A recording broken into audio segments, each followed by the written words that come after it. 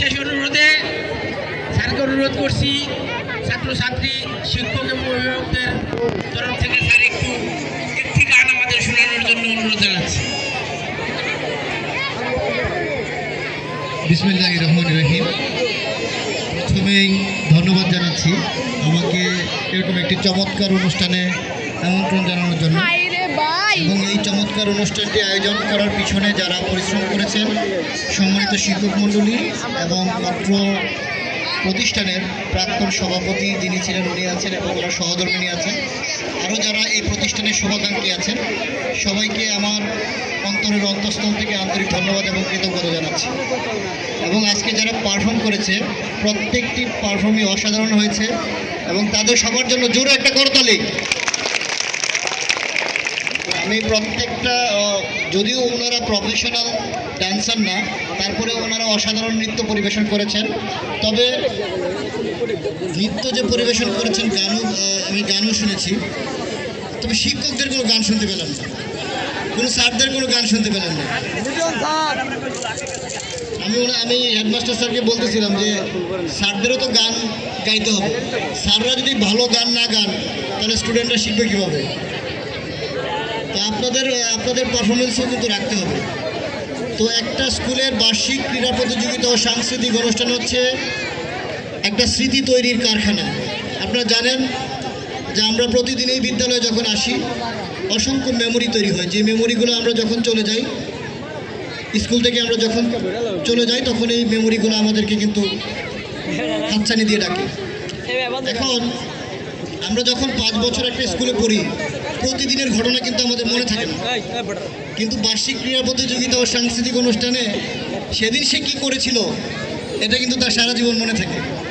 এই যে স্যাররা বিভিন্ন, যারা প্রথম স্থান হবে, দ্বিতীয় স্থান হবে, তাদেরকে একটি করে প্লেট দেয়। দেখেন, প্লেট কিন্তু আপনাদের সবার বাসায় আছে, কিন্তু এই প্লেটটা কিন্তু মূল্য অনেক বেশি। আপনি কিন্তু 20 বছর পরেও যিনি একটা প্লেট পাবেন এটা কিন্তু আলাদা করে রাখবেন। এইটা তখন স্কুলের ক্রীড়া প্রতিযোগিতা আমি পেয়েছিলাম। তো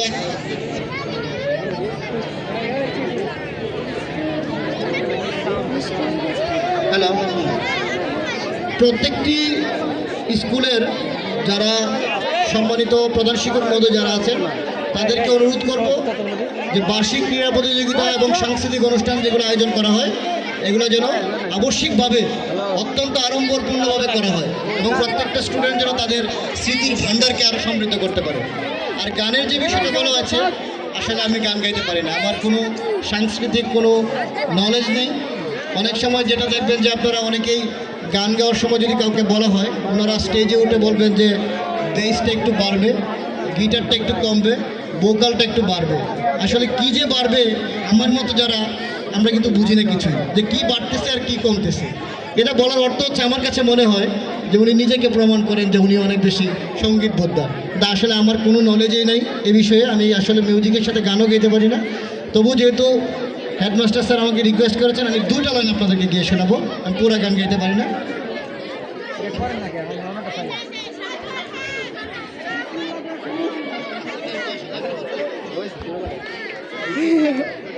আমি কেমন করে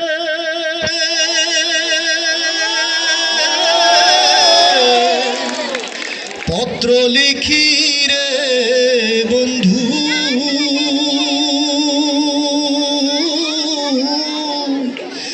গ্রাম পোস্ট অফিস নাই জানা,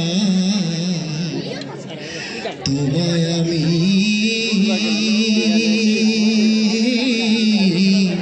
হলে মছে না বন্ধুরে,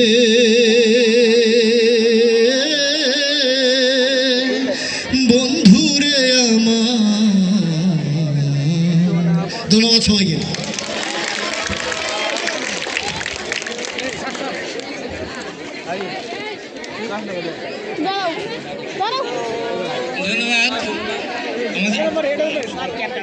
ধন্যবাদ স্যারকে। এখন